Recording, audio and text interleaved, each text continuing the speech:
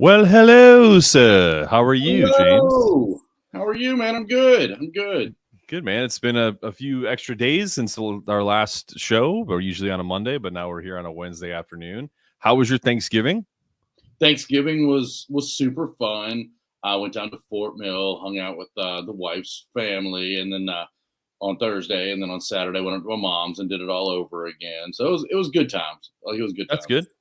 That's good. What was the go-to? Is it traditional turkey or do you do something different? It was turkey at both. My mom makes this really crazy good like pineapple ham thing. That's That's good. awesome.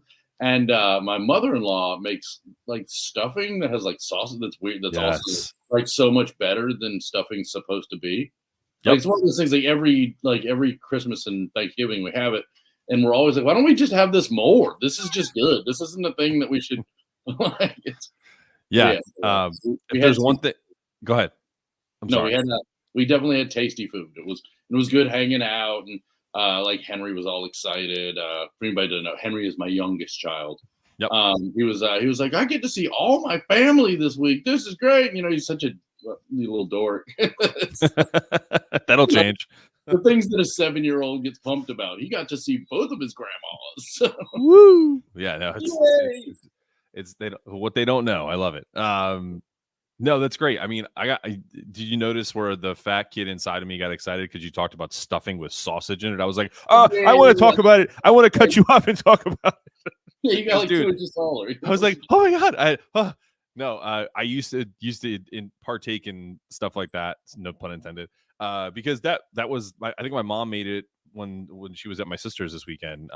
She was like, yeah, we did the stuffing with sausage, and I was like, oh man, that's my childhood, man. A lot of pork and from either side of the family, whether it was Italian or Cuban, there was a lot of pork, a lot of anything sausage and meat was in Oh, yeah. almost every Yeah. meal. But yeah, we actually did. My wife doesn't like turkey. I'm not a huge fan of it. And we had my oldest son, who's the same age as Henry, and I made a prime rib, which was awesome. And my mother-in-law and Catherine, my wife, did a spiral like ham. They did like cinnamon and sugar, and it was really good. It was a tasty meal. But pretty much all the other traditional trimmings. So I'm glad you had a good Thanksgiving. How was boating and getting your stuff all squared away? Well, so didn't get to move the boat. The level of annoyance that I am currently dealing with right now due to this. Basically, what happened is like the day before Thanksgiving, the guy that was supposed to be moving the boat, so he messaged me like, "Hey, I'm having a bunch of issues with my truck. Can't move the boat. I'll send you your deposit back or whatever." But I can't do it right now because I've got all this work to do. And on the truck, but I could do it in March. Ooh, So now I either have to find a different boat mover or I have to wait till March. It's a whole nightmare. Like it's such a specific type of boat that you need a very specific trailer for. It's all stuff that nobody cares about. Poor me. I can't move my boat right now. it's so funny. That's why I love talking about it. I love opening the Yeah, show with your boating yeah. adventures. As the And viewers drop off as we yeah, talk they're about my like, boat. oh, okay, cool. Can we go back to Thanksgiving? Yeah. Um, By the way, my mom also makes amazing candied yams. I would be ooh, remiss to not mention how amazing her candied yams are. wow. If she's watching, that sounds awesome. Also on Thanksgiving, we were texting back and forth about the very first topic we're going to talk about.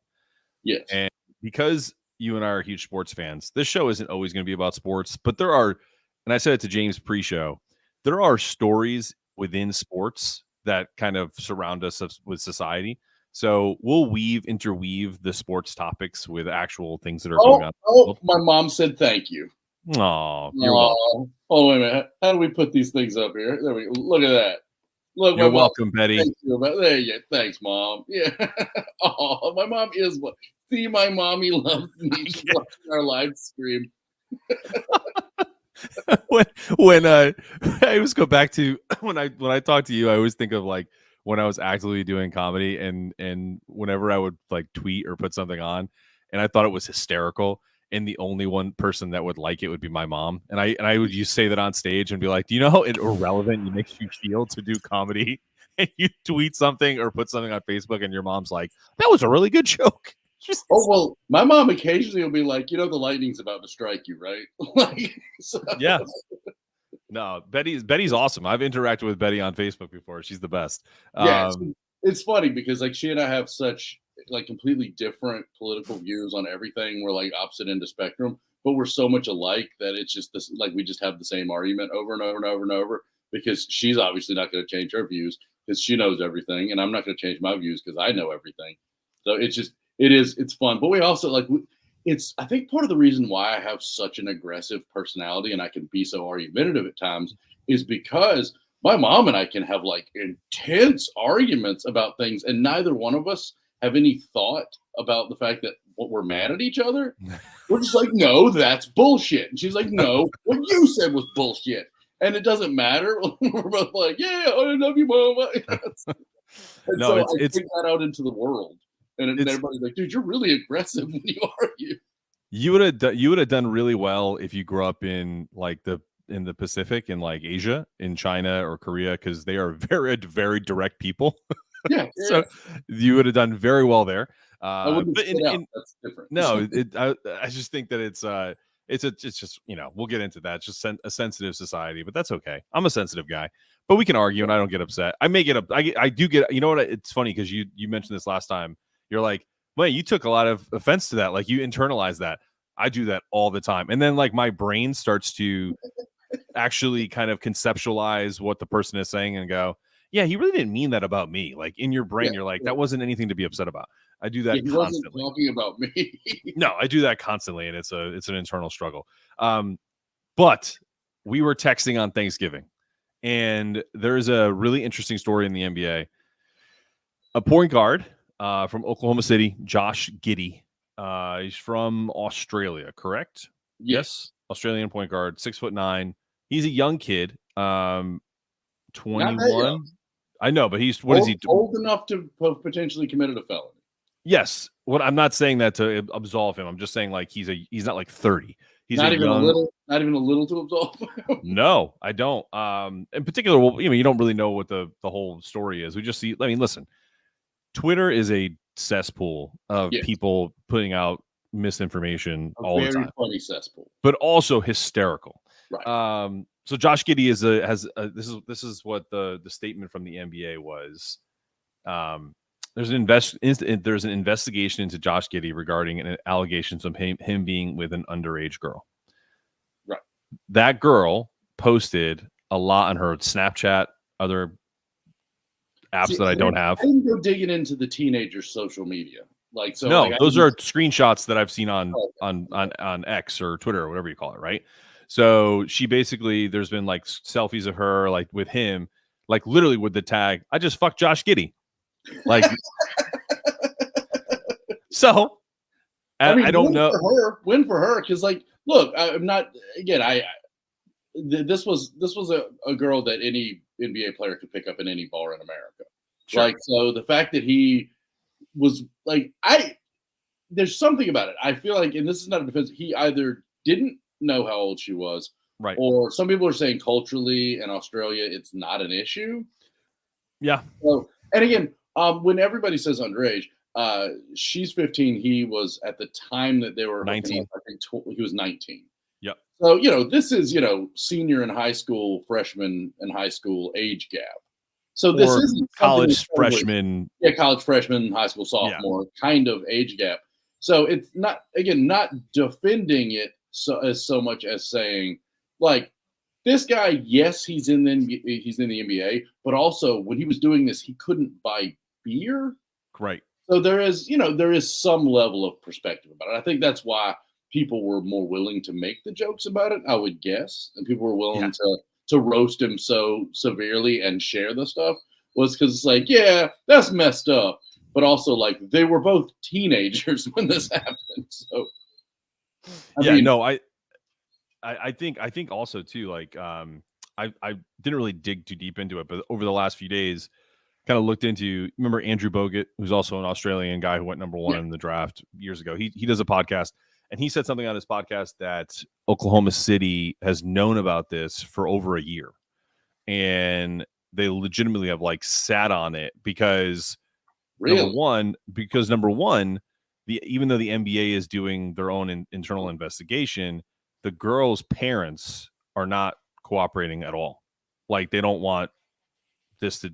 They're basically like being like, my daughter fucked up, and I don't want this to become a bigger thing than it is. So he's likely not going to get anything done to him in terms of the legal system, because if the parents aren't willing to seek statutory rape allegations for the time. But this is my question to you. In the larger scheme of things, is there a double standard? And I'm not even talking about race. I'm just talking about certain personas of players in the NBA. With something like gun violence, like Ja Morant being suspended because he flashed a gun a couple times, which is ridiculous in its own right. In something like this, which is a potential crime, that they're kind of like, well, they're not going to, have charges brought upon them. It's a crime. It's also my dad's dad was, I believe, 18 or 19 when he married my grandma, who was 15. Like, right. So like society, like culturally, currently, that, I'm not gonna, like, of course he shouldn't have done that. That wasn't cool.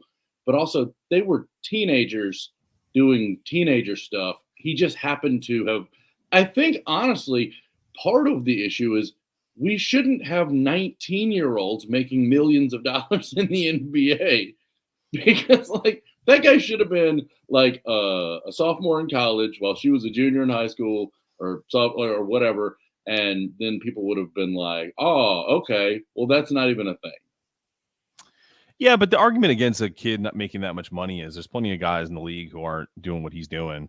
Or if they're doing it, no one's finding out about it. I don't know what to say. Like, I mean, because you're right, though. I think what does it say about society that we have like different aspects of outrage for different, subsets of things, right? So a guy that, I don't know if Ja Morant's a card carrying gun owner. I don't know if that's just an illegal gun. I don't know if that's his registered to him, or if he's just being silly, trying to look tough, versus a kid who, I don't know if this was a one night stand, or if he was like actually into this girl and he was maybe lied to, or just didn't ask her age, because like you said, in Australia, it's really just not that big a deal.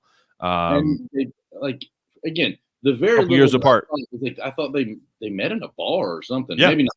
But if you meet a girl in a bar, listen, if you find out later, that's different. But don't you think that if you meet a girl in a bar when you're 19 years old, you're clearly underage, maybe you have a fake ID.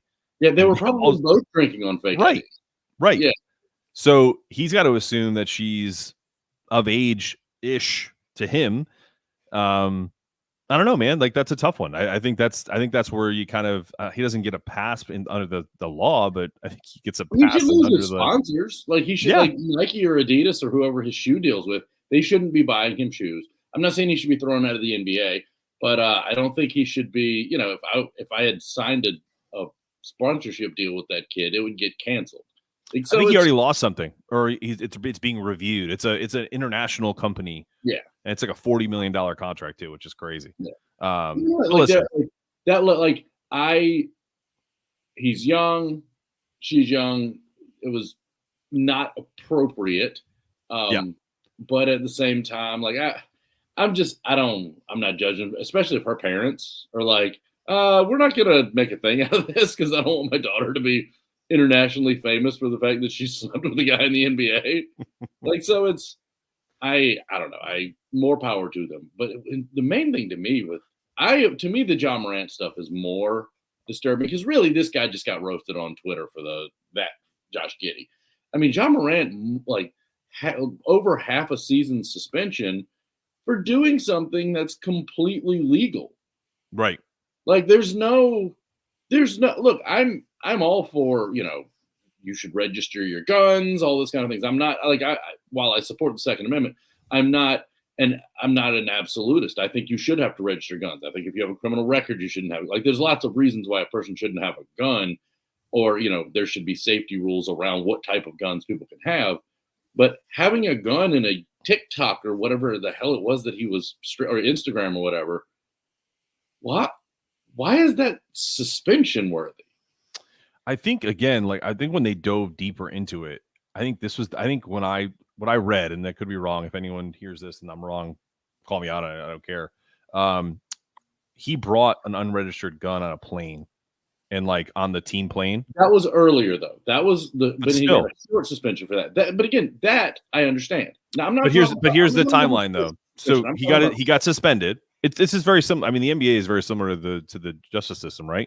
You get one DUI, you get a slap on the wrist. You get two, you get potential jail time. You get license suspended for a year or two, whatever. You get three, irrevocable license, all right. that stuff, right? So in But his it's case, different because he it's got not a well, DUI. It's no, but no, listen, I'm saying under the NBA's kind of like bylaws, like when they talk to these players, he right. went and met with the commissioner. Of course. He had a Of course. conversation. He got suspended light. We all get that. I'm saying it shouldn't be in the NBA's bylaw. Like, that's a stupid But thing. but it's not because they're trying to craft an image. It It's really a is. private company. It's not a Right. stupid thing. It's a private company. They have their own entities. They have sponsorships to worry Right. about. Of course. That's part of it. I mean, and here's the thing. John Morant got paid like $250 million. If Yeah. dude can't keep a gun out That of guy a can't carry TikTok. a gun for his protection. Like, who No, should? that's not what I I'm know. saying. I know. I know. But it's just you're You're wrong. such Is a all. punk. You're such a punk. That's you being wrong. Is all. No, it's basically like, okay, if you've told me I'm going to make $250 million doing this podcast, but you can't watch NFL football ever again. Bye NFL. Like I don't Of fucking course. give a Of shit. course. No, But my I'm not. point is like you just Oh, right. can't But you nobody's can't arguing that point, Mark. Of course, there it was a but I am rule. but He that is broke the the point. rule. I know it was a rule. He broke the. It's just like in fucking school. If you miss 21 days, you have to repeat a grade. If you miss 20 days, it's fine. You have to special note from your mom. I understand that there are rules. I understand that if you break those rules, there are consequences. I am simply stating that the rule itself is stupid. Not that he didn't break the rule, not that they weren't right in enforcing a punishment after he broke said rule. I'm saying the basis behind it being a rule is stupid. Cool. If you can And trust a human being with $250 million, then you should be able to trust them with a pistol. maybe I mean, I or mean, they shouldn't be in a position to be earning $250 million to begin with. well, I mean, he's not earning money right now because when you're suspended, you don't make shit. So Yeah, but he's still gonna. I mean, that money's. He's still making a whole lot of money. The kid's already probably made over $100 million. I know. I'm just saying, like, but what cracks me up about the whole thing is all of this stuff started to come out. So it does question kind of the issues behind it. So I am definitely my conspiracy theory mind does kind of go off on some of this stuff. He just had a huge marketing campaign with Jordan where he had his own signature shoe, just got an extension. So I just wonder if there are certain people who try to knock people down just to do it, right? Whether it's leaking videos, whether it's like, someone was just like, "Hey man, it'd be cool if you flashed a gun in my TikTok," and they send it to the NBA. You know what I mean? Like stuff like that. Like I I get that, I but wonder. I also remember that, like when we were kids, they used to show promo videos to show what a down to earth person Larry Bird was because he was sitting in a freaking duck blind shooting ducks. Like, so it's not like white Larry Bird. He's a duck hunter. Look at his guns. Look at him in his dumb orange hat. Like that was now. And again, I understand that people's take on the whole gun thing is slightly different now than it was back then, or there are more people that are opposed to. But it's such a and there's not a specific NBA rule that says you can't show a gun in a TikTok video.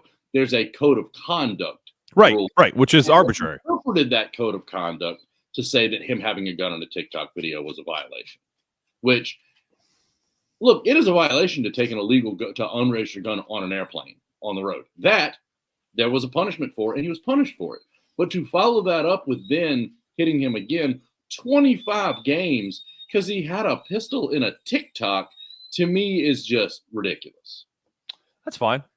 Yeah, I mean, I agree to disagree. I think if you're gonna be the face of the franchise, you can't be kind of out and about doing bullshit, man. Like there was like reports of him starting shit at like a local playground where he would say like he was going to shoot like one of the kids, and there were like all this is. I mean, this is all part of the reason why he was suspended. It has nothing to do with arbitrary like, oh, I got a gun. There was his entourage was literally using scopes on people like to kind of like what the fuck, dude? Like, I mean, come on. Listen, if there are no consequences for that, then there would have been a much worse outcome down the road. Because yeah, back in 1980 when they were showing Larry Bird in his stupid hunting outfit, schools weren't being shot up every 2 days, all across the country. So I just think there's a cultural responsibility that these people have. If you're in any type of celebrity status, NBA, NFL, you have some cultural responsibility. If you don't want it, cool. Then get off social media and don't have a platform. I mean, again, he's some freaking 23-year-old in his TikTok being like, I got a gun. And people are like, oh my God, this is the worst thing I've ever seen. It's not the worst thing I've ever seen. He walked into Memphis and they handed him the key to the city as a he went crazy. And he started acting like as a child who had been given the key to a city. And he ran around Memphis acting like he was the boss of the town because they made him the boss of the town. Because you know what happens if Ja Morant leaves Memphis and they go back to being a 8-win, team? The city literally the city loses hundreds of millions of dollars in revenue. Look what happened in Cleveland after LeBron.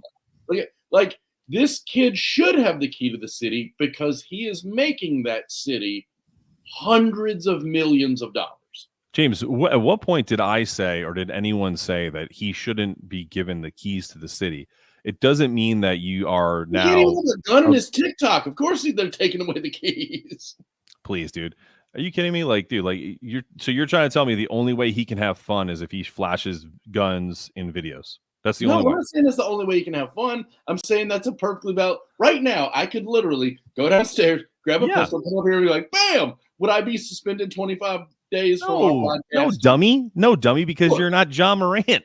You can't even walk straight. No, you can't even walk straight. Never mind, shoot a jump shot. White guy. I should have a gun, of course. It's just, but I think you're trying to be argumentative about something that is just so easily kind of talked about. Like it's not something that, I mean, I would think you were a moron if you did what you did. You just wouldn't lose sponsors because of it. Right. Sponsors to lose. Yeah, exactly. So that's the whole point is like, dude, like use your brain. That's all. I know. I'm not defending him as a smart person. I am not saying that what he did was good. I'm saying it's really, really stupid.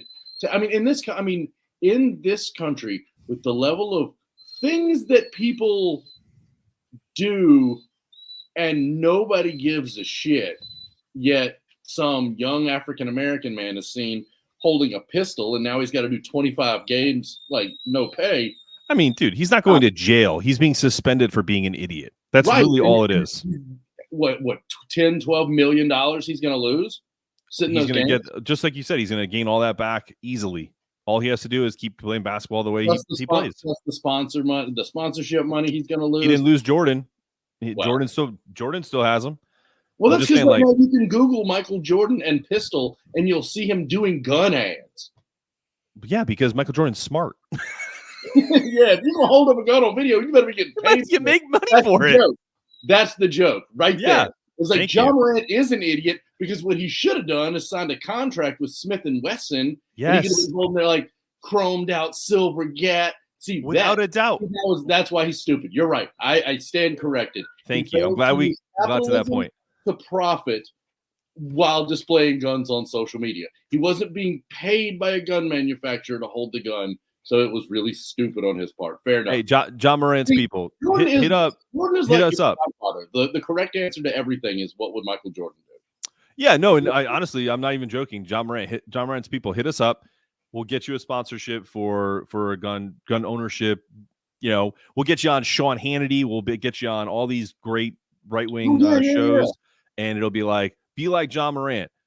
Always be packing and that way you With always the have registered legally, like, with a yes, exactly. That it writes itself. you know, even better, he should be a full-on Second Amendment absolutist. That's like, why should you That's have it. to register a gun? Why should I have to do Exactly. a background check? Like, see, that's the thing. John Morant didn't go full-on Fox News. If he had, he would have been the new Candace Owens. Like, this kid Without is a an doubt. idiot. He totally destroyed his chance to be a right-wing darling making money hand over fist. I mean, it's what an idiot. What an What a idiot. moron. This kid, because he wasn't getting paid for the guns he was showing. Well, from one ridiculous story to another, We are 25 minutes in, and that's what we've covered. well, you just shut up about John Morant, dude. I mean, I was tell you. Well, real quick, he's flying. I wish we could pause live TV. Look, the drinking game on the show is going to be: you take a shot when you hear my dog whine in the background. You have to chug a beer every time I have to either get up to let the dog in or let the dog Or out. pee. Yeah, or the James. Yeah, that's 2 shots. When I have to go pee, that's 2 shots. Well, while James does that, I'll preface that the next topic is we have Deadspin's Karan Phillips. He published an article condemning a 10-year-old Chiefs fan for half his face painted red, in fact, half his face painted black, and had a traditional headdress. Right. So you can find the article on Deadspin. What's that? What a racist. Yeah, exactly. I think James actually does moonlight as a journalist on Deadspin because he would have been perfect. He would have been perfect to write this story. Because here's the thing. I condemn actual racism. When people are doing actually racist things, I will scream and yell and rant about how racist they are. I know, but wearing a headdress and painting his face at a football game is not him in blackface. I mean, that is. Thank you. It is, and it is. There is real racism. That's a real problem. And then you give the right ammo, like condemning this dumb kid in his head. It's the same thing with it's almost a flipped version of the John Morant thing. Mm-hmm. You're suspending some guy for having a pistol when there's actual people out there getting shot up and like focus on that. Focus on the actual people being shot by guns, not the dumb celebrity with a gun. Focus on actual racism, not the kid that wore a freaking headdress and war paint on his face at a football game. Wait. Do you know what the best thing about this story is? Because this always happens, and this is where James and I are here to save the world. I'm just here to tell you this. I am middle of the road. James is very far left, but we both vote Democrat. I would say I vote like Democrat 99% of the time. Right. It takes a real special moment for me where I feel a little Reagan-esque and vote to the right side. I just don't do it very often. I would tell you that how dumb the left is with shit like this, because when you dig into this story, because the right is relentless with shit like this. Mm-hmm. They found out that this kid is actually Native American. Awesome. So his family was like, we're actually Native American. so yeah. I mean, he may look white, but also what the best thing about the picture on Deadspin, if anyone hasn't seen it, go look at it. You're not going to put it up on the screen? No, I think I have it, but I don't know if I clipped it in time. No, but go to Deadspin and check this out. It's literally the half of his face that's blackface. The other side is red. Right. So because it's the Chiefs' colors, right? So he was doing double racism. He was a double racist. Yes, he was. Yeah. So but that always happens. It's like, oh, this stupid white kid that's his parents put him up to it, blah blah blah, and it's like they want the NFL to condemn a 10-year-old for having fun at a game dressed up like it's Halloween. Like what are we doing? It's these like. I argue this all the time. The left's problem is that they are so bad they're so convinced that they're right that they don't think they need to market. They don't understand. Like no one in their right mind would argue against Martin Luther King being right for what he was doing. Of course he was right for what he was doing, but he was also brilliant at marketing because he understood how high of a mountain he had to climb to actually convince people that his idea was right. So when he was choosing where to go have a sit-in, when he was choosing where somebody should go refuse, like Rosa Parks, that was, to some extent, it was a setup. Like, she got on the bus knowing she was going to get arrested. They picked her to be the one to do it. It wasn't just a accidental thing that happened. It was all part of the marketing. The picture, one of the most iconic pictures from the civil rights movement, is a dog jumping up at a teenage black boy during one of the protests. It's a important and says a lot photograph, but that kid wasn't even one of the protesters. He was just walking by and came around a corner and surprised the dog. The dog raised up, because if you actually look at the picture, the dog's not snarling. He's just raised up. And the kid doesn't look terrified. The kid's just like, whoa. But that picture is a wonderful icon. I mean, Martin Luther King chose to go to a place where the sheriff's name was Bull Connor. Right. Like, that's brilliant marketing. Like, you want the evening news to show Sheriff Bull Connor said, you ain't gonna ride in this part of the book. Like, it was brilliant. Like, to convince all the rest of the country outside of the South to be like, yeah, that's terrible what they're doing. Where liberals now refuse to effectively market. They let themselves get roped into stupid arguments like transgender's real, but transracial's not real. Like, even though there's way more genetic evidence for someone being, there's way between men and women and there are between, people of different races, because that's all that really is, just a made up social construct.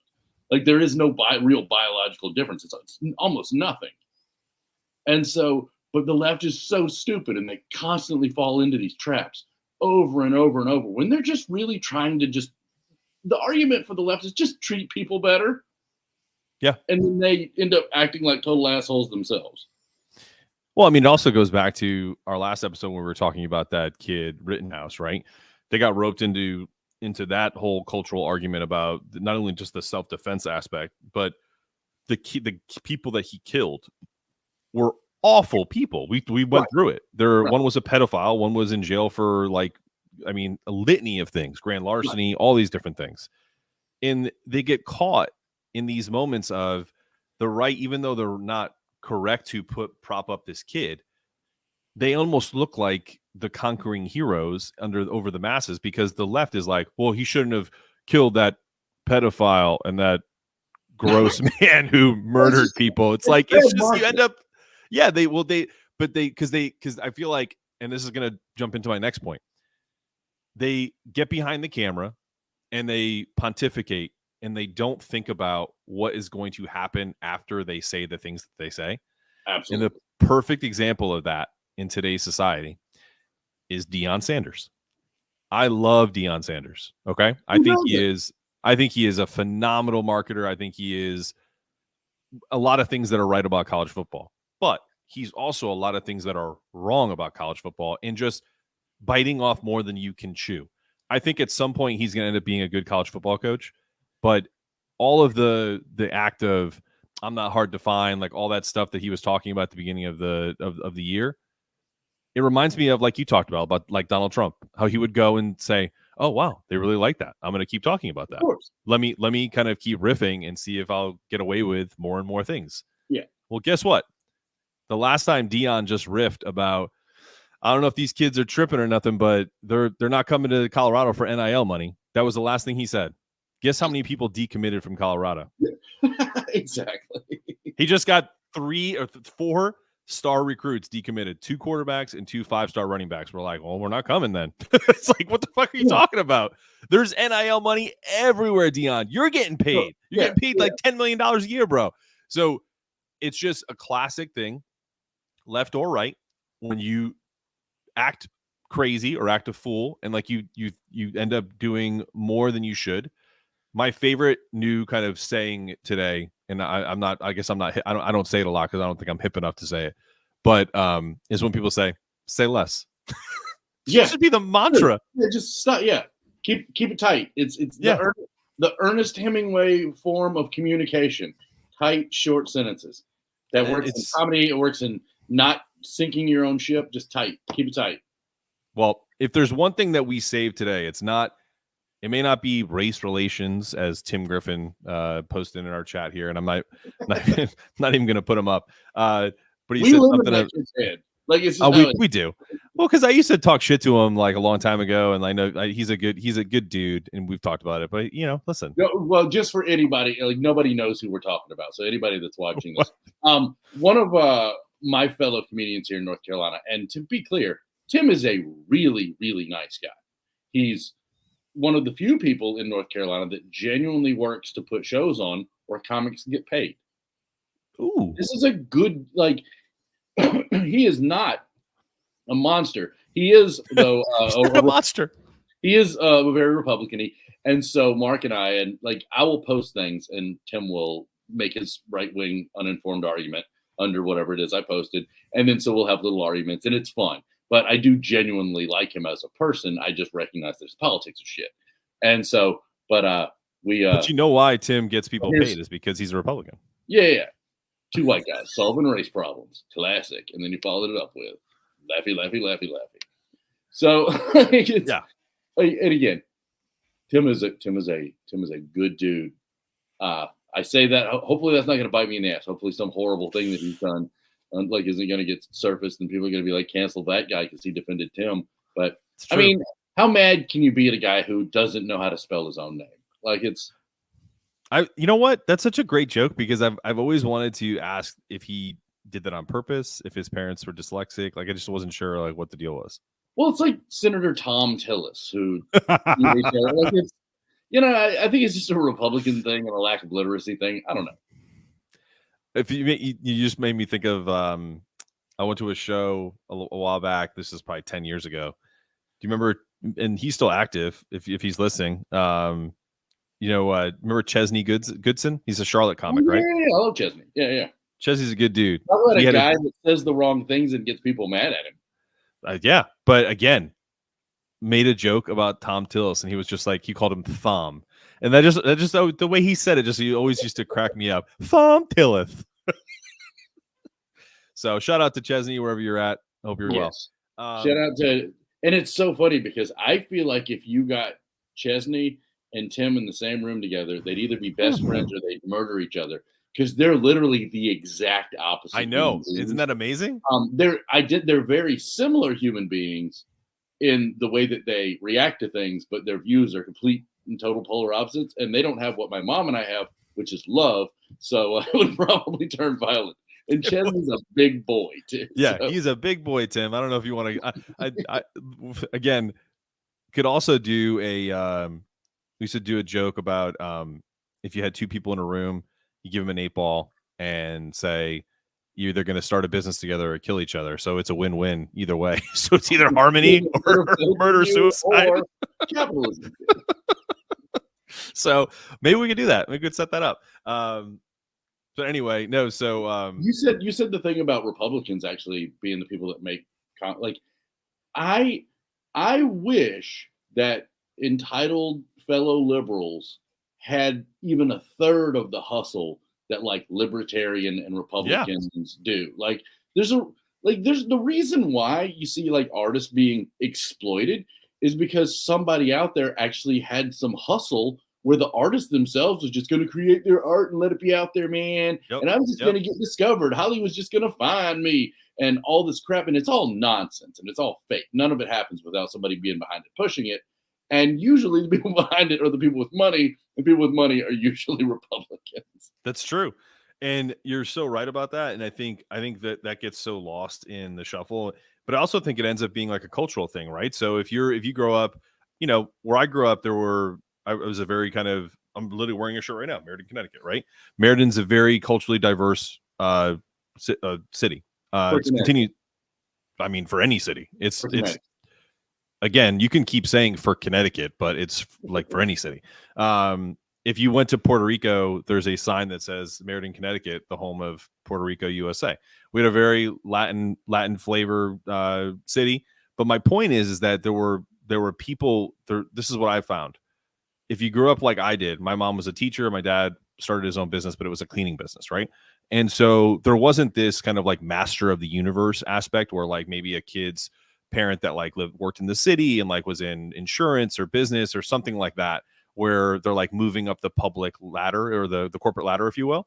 They had like a just an upbringing of like, I'm a teacher, like or I drive a bus, like whatever it is. Like I make my money, I go to work every day and I come home and take care of my kids. And that was that. And that's great. I feel like those were the liberal kids that if you're an artist, those are the people that get taken advantage of because they didn't understand that like there's like corporate greed and like all the things that go on behind the scenes, entrepreneurial mindset. Then there's the kids who are just like, they grew up with parents that like you're going to go to business school, you're going to get this degree, you're going to get an MBA. And those are the kids that kind of end up being the masters of the universe that have the money. And that's to your point. But I feel like I have friends that are on opposite sides of that. Well, I know you probably do too. You need to get an amazing album.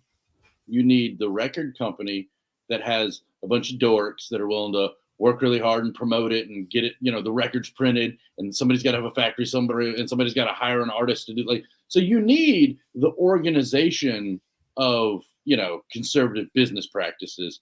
And you also need the liberal artist who's actually being creative. And so those two things usually have to come together if you want to get massive levels of success as an artist. Otherwise, you really are just creating your art for yourself, and it's okay that it stays in a box. And, I go and stand on stage in front of a crowd because I don't want anybody to know what I'm saying. What do you make of a like we just kind of very stereotypically kind of described people, right? What do you make of the person that is pretty conservative, like a Tim, who also is that kind of famous artist, creates music, creates comedy, whatever it is, but is still that kind of right wing, kind of conservative? What do you make of that type of person? I don't know of any. You don't know of any that are conservative and that are like artists and like, I mean, country music. Not good artists. I mean, country music has good music. They're just not your cup of tea. No, all the greatest country artists of all time were like just rabid liberals, actually. Okay, everyone, all the greats, all the ones that like any Hank Williams Jr., Hank Williams Sr., like all of the greats, all of the great of the. I mean, now you can get some like current modern. I don't know. Maybe somebody out there really loves Jason Aldean. Somebody buys his records, but it's not because his music's great. I mean, but someone's buying it. Yeah, of course. Somebody also. There's a reason why he his records. That doesn't mean it's good music. It means it's. But that's also like cultural, and that's also taste. No, but I love a lot of really great country music. It's just I understand that, but I'm asking, like, there is definitely people who are. This is just. I mean, this is like saying that nobody ever, Give me an example. I mean, you just gave me one. Jason Aldean is one. He's a huge Trump supporter, and he's incredibly famous. And Morgan Whalen. He's marketing the fact that he's a conservative. But now you're putting caveats around it. Like that's not what the question was. He's not a great artist. But to you, he's not one to me either. But he is to some people. I don't think even the people that like him would call him a great artist. Nobody. You go look up a list of the top 20 country artists of all time. His name's not going to appear on that list. Well, but that wasn't the question. I said, fair enough. Fair enough. Again, this is where you are a great debater, because you constantly pick at the story as if I said the things that you're asking, which I didn't. There is the thing that you said is, what do I think of great artists who are also conservative? And my response was, I don't know of any. Yeah, but that's an opinion, and you can validate that opinion. You were asking me my opinion. No, I know that, and I said, but I said, do you don't think that they? I said, you don't think that they exist, and you said, no, they don't exist, and that's just not true. Like they don't. But sorry, they don't. In your opinion, right? Everything in the world is just an opinion. There's, of course, just like anything. But I'm saying, like, there are clearly people who. That's the point. Like, it's in your opinion is your way of trying to delegitimize what I said. But it's all opinion. James, I'm not saying that you're wrong. I'm saying that your opinion is based off of your own ideology. Like, you are super liberal. Right.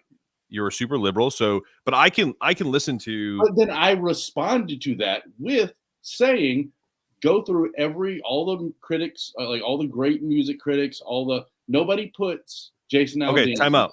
Time in the out. list You just itself. mentioned something that I have to say. Music critics. So you're trying to tell me that so aren't most music critics also liberal?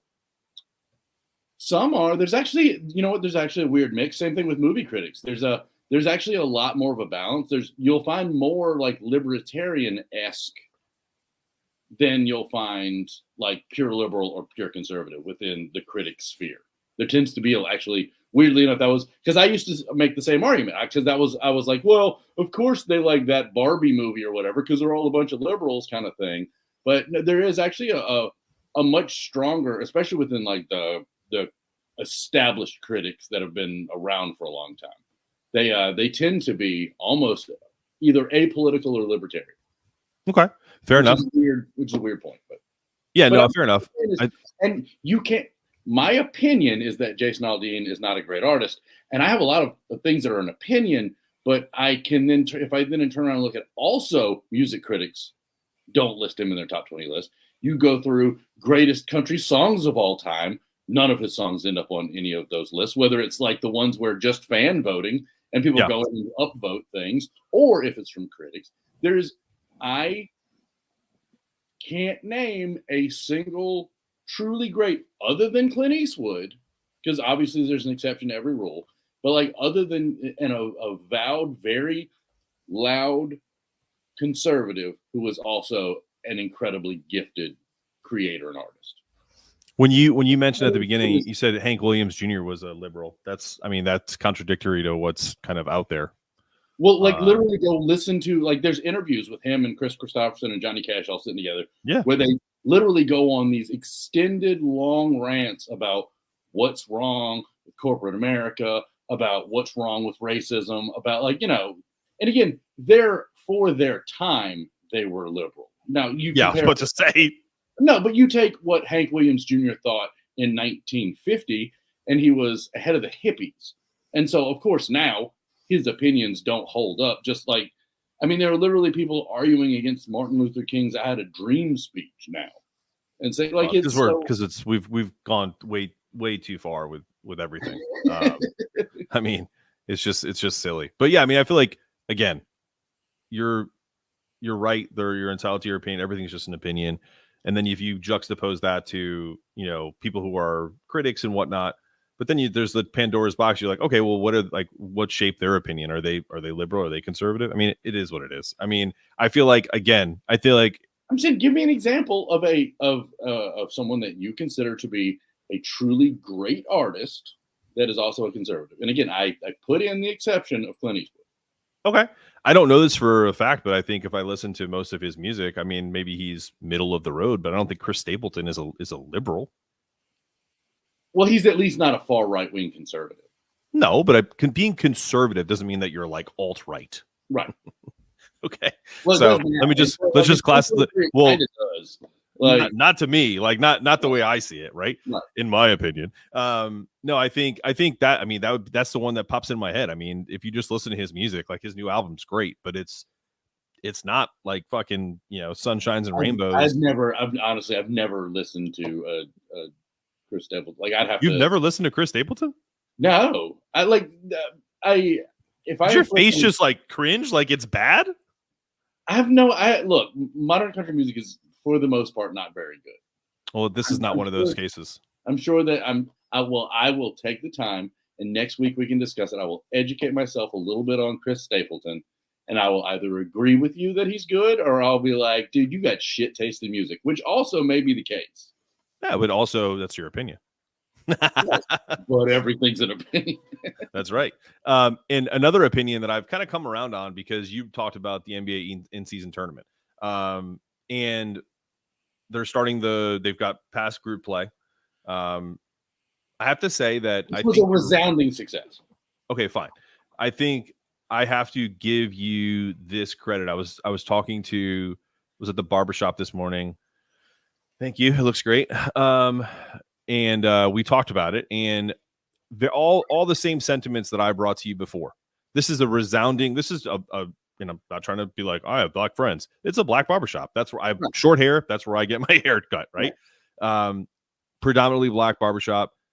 They all said in here that they could tell a slight difference in games, not crazy, but just like, but one thing that they said is they feel like some of the guys tried harder because they know that the extra money for the role players would help them. So Well, guys like Dame Lillard and stuff like that. But let yeah, me just get to this point. So let me just get to this point that they also said that they felt like they had no idea when the games were, just like we talked about. of I course. know we Yeah. said Tuesday, Friday. We both, And we both agreed that the parts of the marketing rollout have not been a success. but I brought this up because this is where after I thinking about it last time we spoke about this on here that I agreed with you on is that over time that this is going to be something that the media is going to talk about more. Like, did you win the in-season tournament? And then they're gonna start to go, well, Damian Lillard is a 4-time tournament MVP. Right. You know what I mean? Like, Yeah. so I 100% agree on. And like it started to like when I started to bring that up as kind of like then you could tell like everyone was like, oh shit, yeah, that is going to be something that's going to happen like 10 years from now, where it's like, well, I'm you know, glad before you now agree with what I said last week. no, yeah, I mean, listen, man, this is what this show is about, in my opinion. Like, I feel like, you know what, like we both are very strong-willed and strong and have strong opinions, but I also am definitely one that goes, and my wife would agree that if I'm wrong in an argument, I will then go back and go, was I wrong? Like I think about it more, and then a lot of times my wife will laugh at me because she'll be looking at me, and I'm like, you were right, and it's like, and she's like, yeah, I know. So this is one of those moments. Like I am 100% telling you you are right, because I saw a line on like ESPN's First Take or whatever. It's like it said something to the effect of, you know, who's going to win the tournament, and then when they got into the debate, it was, you know, how is it going to affect so and so's legacy? They're already starting to talk about it, Right. So I'm excited about the actual quarterfinals. I still won't watch the first game because UConn's playing Kansas on Friday, and I have to watch that game. Well, I am excited to both watch the knockout round before they get to Vegas. I am excited for those. I was excited for. I didn't watch all of the games last night. I caught mostly highlights this morning, and I watched one of the games completely. But the ending of that Sacramento Golden State game for a end of November. This is a time of year where usually almost no one other than guys like me and you are even talking about the NBA. The NBA starts for most people after Christmas. For even probably a larger group of people, it's not even until after the Super Bowl.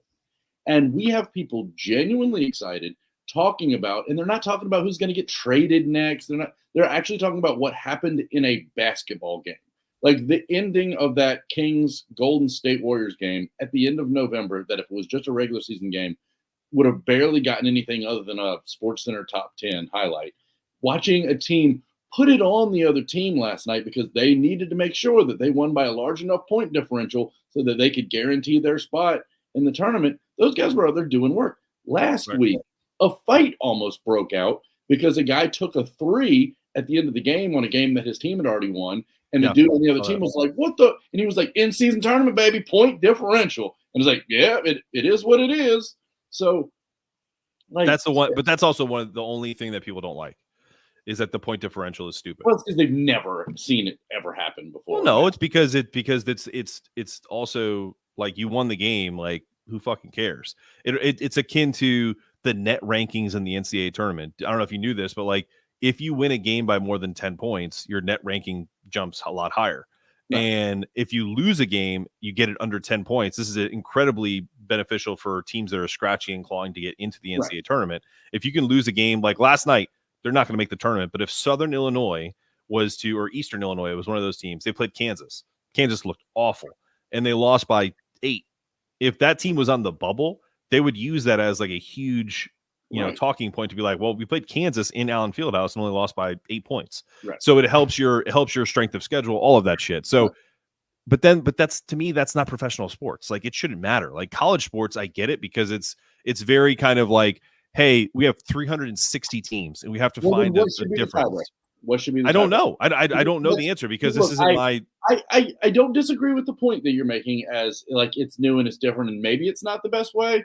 Right. But because as I was going through, because before the season started, I sat down and actually read up to see what is this actually going to be.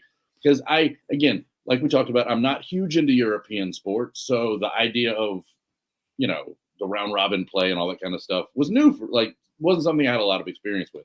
So and for me, like the point differential thing, what better metric would there be when both teams have the same record? Like, are you going to do strength of schedule? They all play the same teams because they're all playing each other, so you can't really do strength of schedule. Is it you won 3 home games and lost? Like, so it's, maybe a differential. And here's the point I'm trying to make. I think, and I know you agree with it. It's that because they're making this about like a very akin to soccer, right? Where point differential is like maybe +3 or 4.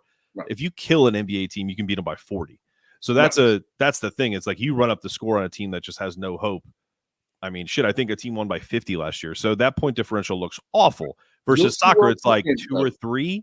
Yeah, but you'll see World Cup games where really, really good teams will win 6-1, 9-0. They'll win like 9. Yeah, but that's still like only 9. Where it's because it's again, but every shot in basketball is worth at least 2 points. So it's like really when but that's why you can't do point differential. That's my point. You're making my point for me. But I don't know. That's what I don't know what's better. That's my point. So this is what's better. Just like thinking about talking about this, it is so much harder. I literally did an entire podcast about, and there was just like almost like a piece, and it was like 8 years ago. The difference between winning on the road and winning at home in NBA and college is exponentially harder on the road than it is at home. It is just about familiarity. And in particular, when you're talking about just like you get more calls because the crowd influence, the refs, all of it. I think it's like, it was something like 77% of home teams win the game, and no matter how good the teams are. So if you win road games, you're right. I totally agree. But the last 2 years, that's actually changing. That's fine, but my point is like you should make it. You get more points towards your point differential, if you will, if you win a road game during the group play, than if you were to just worry about whether you win by 10 or 20 points. I think that would be the difference. I mean, I do agree, but say a team goes in and they just as an example, if so, you're talking about 4 games, right? So one team goes in, they play all their 4 games. 3 of the games, they win each one of them by 25 points. They're that much better than all the other teams in their group. Okay. They win by 25 points. The other team barely won their 3 games and lost 1. And in the game that they did lose, they got blown out. But in the team that won by 30 all their games, but the one they lost, they only lost by a point. Don't you think the team that's been blowing everybody out by 30 and barely lost 1 should have an advantage over the team that got, that barely won 3 games and then got blown out? Like that, to me, that just seems like if I'm trying to figure out who's the better team. Well, can I give you an example? A great example of that. I mean, I get it, but I think in a vacuum, that's a really good example. When you actually look at teams and like their strengths and weaknesses, that's where it's hard to kind of just use that generic example, because in football, the Bills and the Eagles played. If you look at their differential, if you look at all of the differentials from receiving yards, rushing yards, like, and the Eagles are 10-1. Okay. Right. The Bills are 6-6. They just, and the Eagles just beat them in overtime at home. A game that the Bills were winning, I think 24-10 or 24-17, whatever it was, late in the game. All of the differentials point to the Bills being the better team because they are like plus 150, something like that. Right. I think that what's that? Except for points, but that's against other opponents is what I'm trying to say. So it's not so head to head. The Eagles beat the Bills at home. Maybe a neutral field that's different. I don't know. So my point is like I don't. That's why point differential is a tricky one because I literally just watched the game. Who wins games? Then maybe games shouldn't be decided by a point differential. Maybe it should be who rushed the most yards. That's how. No, that's not what. But that's not what I'm saying, dude. The games are decided by a point differential. It's who scored more. But every game that you play is different. Like I know, I know what you're saying. I know, I mean, even something local here in Greensboro. I'll never forget this. UNCG played Wofford. Wofford, the year that Wofford was 21-0 in their conference, they almost beat Kentucky in the NCAA tournament. They had, like, it was kind of like for a mid-major, it was like a dream season, right? They beat UNCG, I think, by a combined 60 points in 2 games. But UNCG won every other game. They were like 29-5 that year, something crazy. Yeah. So, but they got penalized so much because of the disparity between Wofford and them during that season. And I mean, to me, that's just not the right way to do it. I mean, like they also like had common opponents that UNCG beat that Wofford didn't. So it's like head to head, they didn't match up well against that team. That's just the way it worked. That's fair enough. But like if you and I go out and we play tennis, you're very good at tennis. You're a professional tennis player. If you and I go out and play tennis and you beat me, but I am right there in it. Like it's shocking. Like this wouldn't happen because I'm terrible. Like I've played tennis. Do I have a broken leg? Once was with you. One of the times you were filming me playing tennis. Yep, I know. So like the other time was once other in my life. So I don't do tennis. But like if the case were that you and I played, sure, and it was close versus you and I played and you blew me out. Like I would just totally which person would you think was better at tennis? The one that was close to beating you or the one that you destroyed? I mean, it's obviously the one that's closer to me. However, so clearly point differential matters. No, because because we are so far apart when it comes to our playing ability, I don't even think you would score a point, which is very that's not possible in basketball. Right. Like that's what I'm saying. It's absolutely possible. I do it to my kid all the time. No, but I'm talking about like when it's like college basketball, professional basketball together. Like one team is going to, even if it's 20-0 to start. Trust me, I've seen a lot of shitty college basketball where one team hasn't scored in like 10 minutes, but it's still a 15-point game. So it's not the same. I get the point. The analogy's there. Trust me, but it's not the same argument. It's just not. It's like if the wins are the same, and I don't think. And by the way, I think when they go down, like when you all the different ways, because if the point differential ends up being a tie, then they move to this, and home versus away does eventually get into the calculation because it's sure. No, I get it. I get it. You gotta. But I was just reporting back to you about what the masses are saying. And this is a small sample, but this is probably a group of men in a barbershop. There's probably like 10 or 11 people there. And it just kind of brought up the topic while we're getting our haircut. And everyone seemed to have a very similar take that it's like they feel like once it gets to the knockout round, then people will be more interested in it because it's like win or go home. But all in all, like most of the guys were that guarantee you that none of them were like you, like, oh man, I love it. They were just like, yeah, you can kind of see a little bit different. That's so. That's. I know. I don't pretend that. Like I acknowledge I am an early adopter. I also over the last couple of years have been watching more NBA than almost anybody. So yeah, no, I don't despair. I get my money's worth out of my league pass. Like I mean, the only team that I can't give you an honest breakdown of their roster up to this point in the season is the Hornets, and that's because that's the only team in the NBA that I don't get to watch all the time. Which is like an hour away from you, which is I have to wait 3 hours. And nothing – why is it that I pay to see every team in the NBA except for the one down the street from my house? It's so stupid. It's also capitalism money. I get it.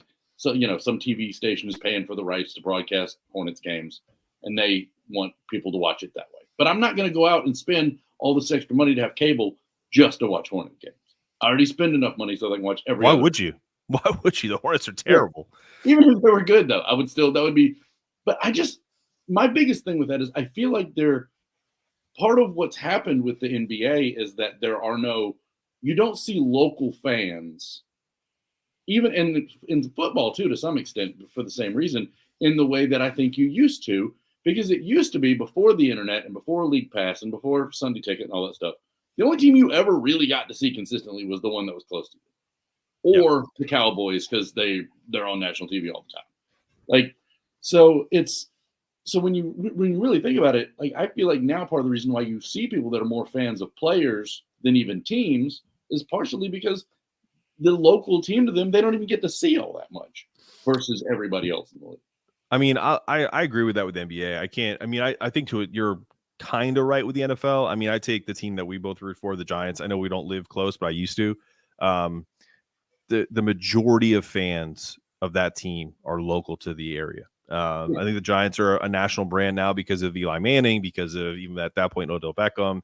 Well, they're way up on the Super Bowl list too. Like, yeah, well, that's true. We got 4 Super Bowls. Teams that have what 3? This is an arbitrary number. I don't know if this would even be accurate, but let's say 3+ Super Bowl wins. Like those teams are more national teams, anyways. True, and it's a New York market too. I mean, I think, but I'm saying like just your point isn't valid when it comes to like the NFL when it comes to New York, like in New York and New Jersey and the tri-state area. If you're a Jets fan, I'm sorry for you, but you're not like you have the ability to watch your team. Unfortunately, it's like they're on all the time. So real quick, do you have a few more minutes? Or I know we went over, or do you got to run? Yeah, I got a few. So I wanted to ask this question about NFL. All right. So are you a fan of to tank or not to tank? Because in the NBA, it's a pretty big thing to tank. Like if you tank because of Victor Wembanyama or some of these guys who are coming out, there are multiple teams right now. The Panthers don't even have their pick, so the Bears have the number 1 pick in the draft. Yeah. The Giants were close. They've won 2 straight. I know there's some kind of fan strife with that too. Some people are like, well, we need a new quarterback, all that stuff. Well, yeah, because Tommy DeVito's taking us to the promised land. Like that's right. Oh, hey, no. So real quick. So this Tommy is DeVito. I just won a football game for the New York Giants. No, it's a great story. It is a great but just like the media, when they do too much with Karan Phillips and Deadspin, the media is doing too much with this kid already because it's going to all come crashing down predictably.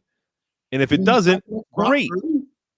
I mean, the Giants don't have the infrastructure that the 49ers have. Like they don't have the players. Staff, they don't have the roster. No, I disagree on the coaching staff, but that we're not going to get into that. My point is like to tank or not to tank. Okay. In basketball, it is completely stupid to not tank. Even with the lottery odds where you may not even get the first pick. It's so obvious in basketball you should tank, they had to do a lottery instead of just worst record gets the first pick.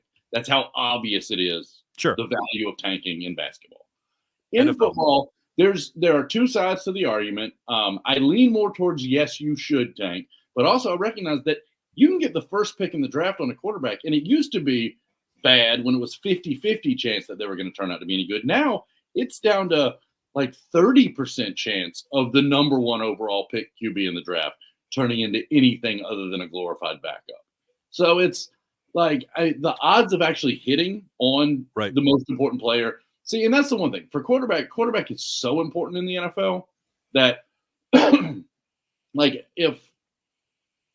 when Peyton Manning was coming out in the draft, I think everyone could recognize the fact that they didn't know he was going to become Peyton Manning, but it was clear this guy was going to be a high-end NFL quarterback. I mean, Andrew Luck. Andrew Luck. Like that was a clear tank.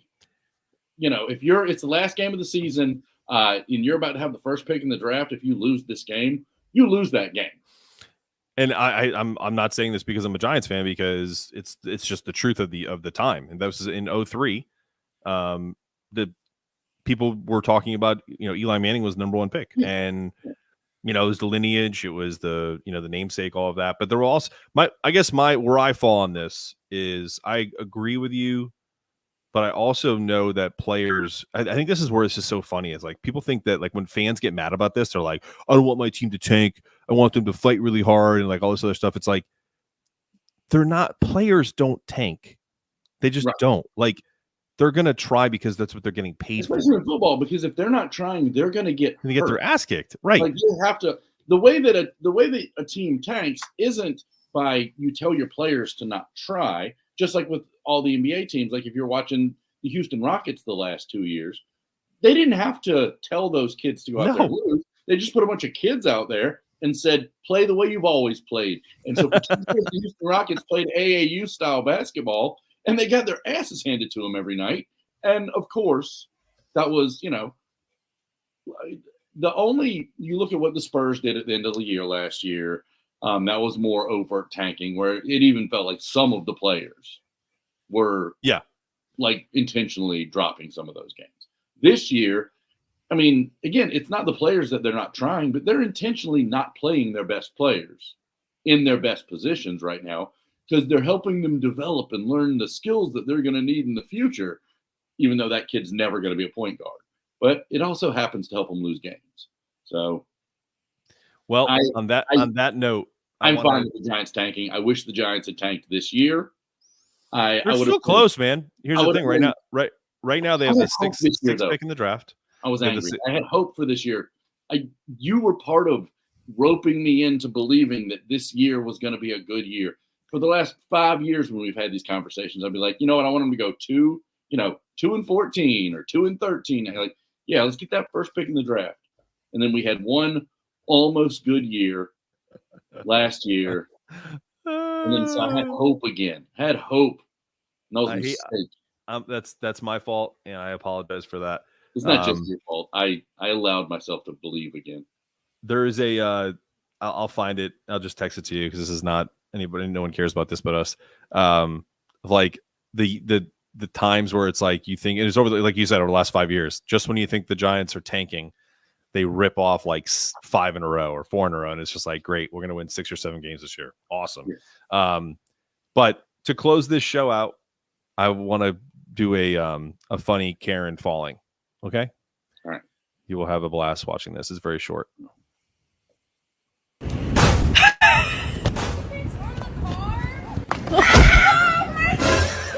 gonna learn today. So let's watch that again because let's go through the play-by-play of that. So this girl, she was confronted by an angry Karen in a parking lot. She threw something at her car, and then she tried to run away when the girl turned back and kind of bowed up. It was pretty funny. I'm gonna turn it down just a little bit, but that was really funny.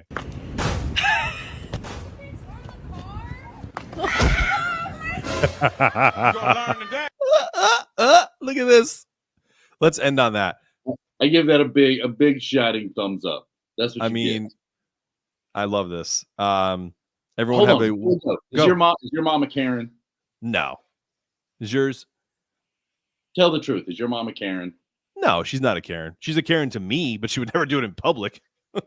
So your mom was never like if there were onions on the burgers, went back in and said, "I need a new," none of that. No, she's very. I mean, I think they're particular about. Off the screen. Let's get back to normal. Oh, sorry. I just wanted to watch this. I mean, it's hysterical to watch this. Just stay there in suspension.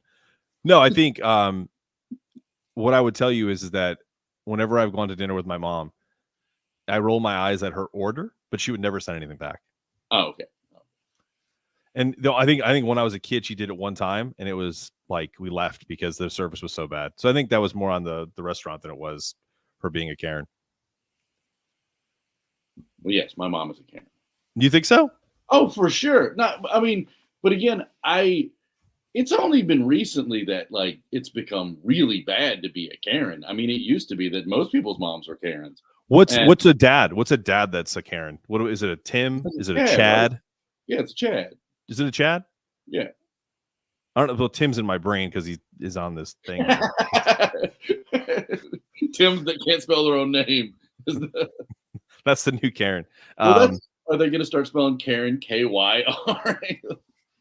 Curran. No, I think I also feel like the older you get, like you don't give a fuck. So like whether you're a Karen or not is like, okay, call me one. Just I had a crazy moment though the other day where I spent an entire day like having a mild anxiety attack, realizing that I was the same age now. The age that I am now is the age that my mom was when I graduated high school. Like, except that I'm not. That's a year away. For a whole day, I thought I was 46 instead of 45.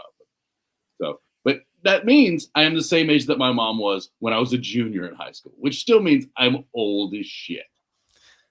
I mean, I read something about panic attacks or anxiety attacks. You know what you're supposed to do? Use sour treats like Warheads or something like that. It's supposed to kind of like knock you back. It's like your brain can't handle 2 traumas at once.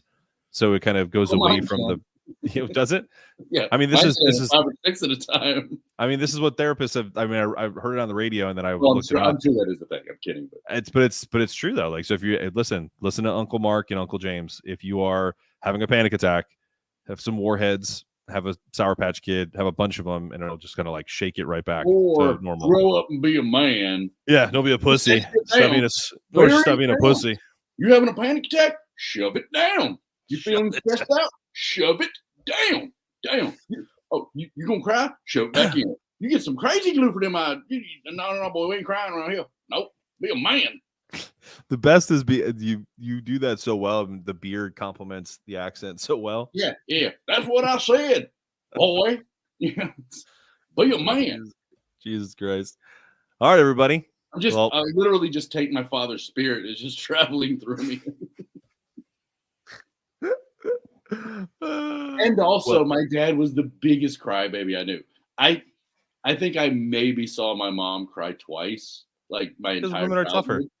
Yeah, my dad, on the other hand, my dad would cry about the fact that he didn't cry. Like he was, but he also gave up. Boy, you better get up, get up. Shout out to your boy.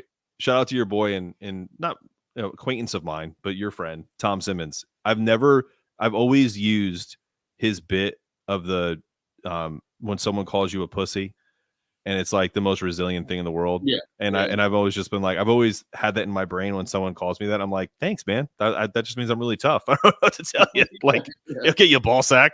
Like it just is what it is. So that's life and stuff. Thanks. So that's a brilliant bit. Shout out Tom Simmons. Yes. I went and did his podcast yesterday. I don't know when. What's it called, so people can subscribe to it? Well, his the dumbest guy in the room is Tom's podcast. It's on the Creative Businessman Network, but it's good, like because Tom's funny. But we went in, we were talking because he doesn't know a lot about Elon Musk, and he realized that everybody he knows has an opinion on Elon Musk, but he didn't know anything about the guy. So he went out and got like the biggest like Elon Musk biography written by a biographer that he actually likes. And so somebody said to him, you should have a bunch of people on the podcast to tell you their opinions of Elon Musk before you read the book. Then read the book, and then afterwards have them all back and see where it all lines up. What fits. So I went in heavy hot take that Elon Musk sucks, because I've always had that opinion anyways. So I just went deep with it. I just went high. Like there was nothing, you couldn't find a positive thing about Elon Musk for me ever at all. And it was so much fun. Does he agree with you on that or no? See, that's the thing. He doesn't really have an opinion on Elon Musk because he doesn't know anything. But so he hasn't read it yet. Right. That's the whole point and now he's going to read the book. Okay. I wasn't sure the final project was the podcast that you were on. That's interesting. Yeah, I don't read. No, I'm kidding. I like to listen to books. I'm a big Audible guy. Audible. I definitely. But honestly, as of late, I do sit down and read a lot of books. But in addition to that, now also listen to a million books. So. Yeah, I think Audible is a brilliant thing because for me, when I lived in New York, I used to read more because I had the subway ride to enjoy. Like I would just do like 40 minutes. Hell, got better than me to live in New York. Always humble bragging. Yeah, I used to live in New York. I mean, I couldn't handle it. That's why I'm in North Carolina now. But yeah, I used to live there. I mean, I used to. I was younger. I was a younger man. Definitely couldn't handle the cold now with my brittle ass. Hell no.